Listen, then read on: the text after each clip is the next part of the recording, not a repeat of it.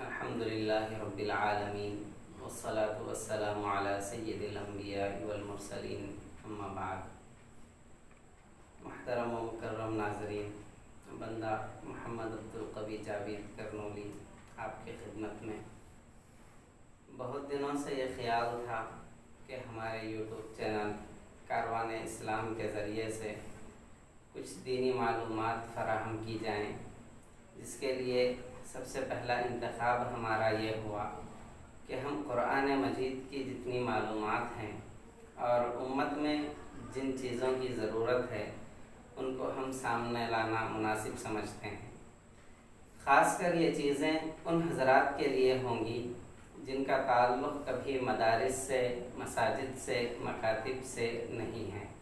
مثال کے طور پر ایسے لوگ جو کالج اور یونیورسٹیوں میں رہتے ہیں، اسکولوں میں پڑھے ہیں اور آج کل آفسوں میں وہ لوگ کام کر رہے ہیں، ان کا تعلق کبھی دینی حلقوں سے نہیں رہا ہو، تو ضروری ہے کہ سب سے پہلے ایسے لوگوں پر توجہ دی جائے جو مسلمان ہونے کے ساتھ ساتھ ان کے پاس دینی شعور نہیں ہے، دینی علم نہیں ہے۔ تو اس غرض سے، اس نیت سے ہم نے یہ سلسلہ شروع کرنے کا ارادہ کیا ہے کہ قرآن مجید کی جو معلومات ہیں وہ معلومات فراہم کی جائیں۔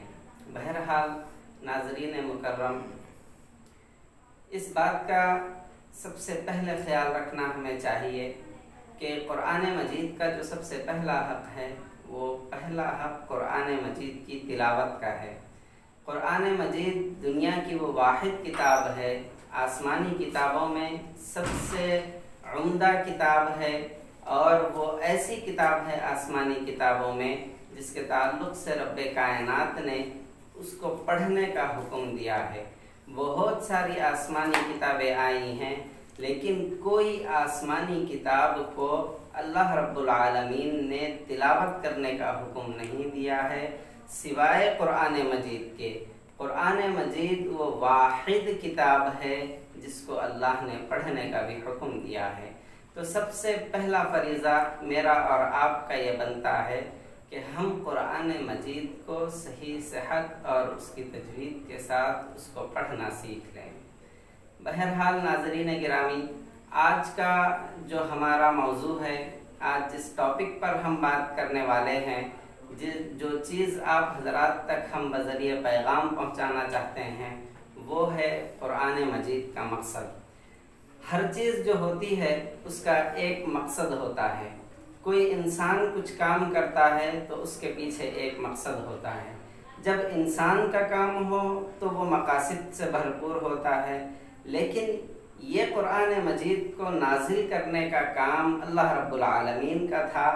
اللہ نے قرآن کو بھیجا ہے بندوں کے لیے، تو پھر اس قرآن کے بھیجنے کے پیچھے کیا مقصد اللہ نے رکھا ہے، یہ سب سے پہلے ہمیں جاننا ضروری ہے۔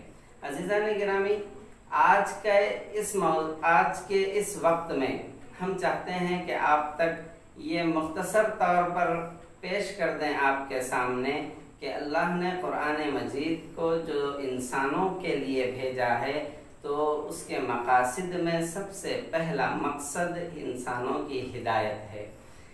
بہت ساری جگہ پر اللہ رب العالمین نے قرآن مجید میں ہدایت کا ذکر کیا ہے۔ میں آپ کو بتاؤں کہ قرآن مجید کے جب نازل کرنے کی بات اللہ نے کہی تو اللہ نے فرمایا کہ رمضان المبارک کے مہینے میں اس قرآن کو نازل کیا گیا ہے۔ اور کس لیے نازل کیا گیا؟ مقصد میں اللہ نے یہ بتایا کہ ان لوگوں کی ہدایت کے لیے قرآن کو نازل کیا گیا ہے۔ تو اولین مقصد یہ بنا کہ انسان اس کتاب سے ہدایت پر آ جائیں۔ اگر ہمارے اور آپ کے پاس قرآن مجید جیسی عظیم کتاب ہو اور ہم اس کے مقصد کو نہ پہچانیں اور ہم ہدایت کی طرف نہ آئیں، تو پھر یہ بات یاد رکھ لینی چاہیے کہ ہم بہت بڑے خسارے میں ہیں۔ سامعین گرامی، قرآن مجید کے اور بھی بہت سارے مقاصد ہیں، جو سب سے اہم مقصد قرآن مجید کا ہے وہ ہدایت کا ہے۔ اب ہدایت کسے کہتے ہیں؟ ہدایت کہتے ہیں कि अच्छाई की तरफ इंसान आ जाए, बुराई को इंसान छोड़ दे, इंसान उन चीज़ों की तरफ आ जाए जिन चीज़ों के लिए इंसान को पैदा किया गया था। इंसान उन चीज़ों को छोड़ दे जिन चीज़ों को अल्लाह और उसके हबीब सल्लल्लाहु अलैहि वसल्लम ने छोड़ने का हुक्म दिया था। इंसान उन चीज़ों को करने लग जाए जिन चीज़ों को करने का अल्लाह और उसके हबीब सल्लल्लाहु अलैहि वसल्लम ने हुक्म दिया था। अज़ीज़ान गिरामी, कुरान मजीद के मकासिद में अगर हम देखें तो सबसे पहला मकसद यही है कि कुरान मेरे और आपके लिए हिदायत का वाहिद ज़रिया बन के आया है। अगर हम इसको छोड़ते हैं, हम इसकी तिलावत भी नहीं करते, हम इसकी तिलावत करना सीखते भी नहीं, और दूर की बात है कि हम इसके तर्जमे पर जाएं, इसकी तफसीरों पर जाएं और इसके जितने उलूम हैं उन उलूम पर जाएं, हम ये सारी चीज़ें छोड़ देते हैं।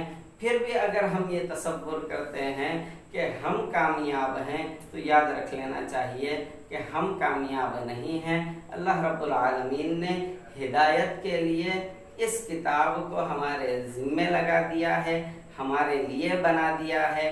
अगर हम हिदायत पर आना चाहते हैं तो फिर हमें इस कुरान मजीद को पढ़ना चाहिए, समझना चाहिए, सीखना चाहिए। मुख्तसर तौर पर हमने आप हजरात के सामने चंद बातें पेश की हैं।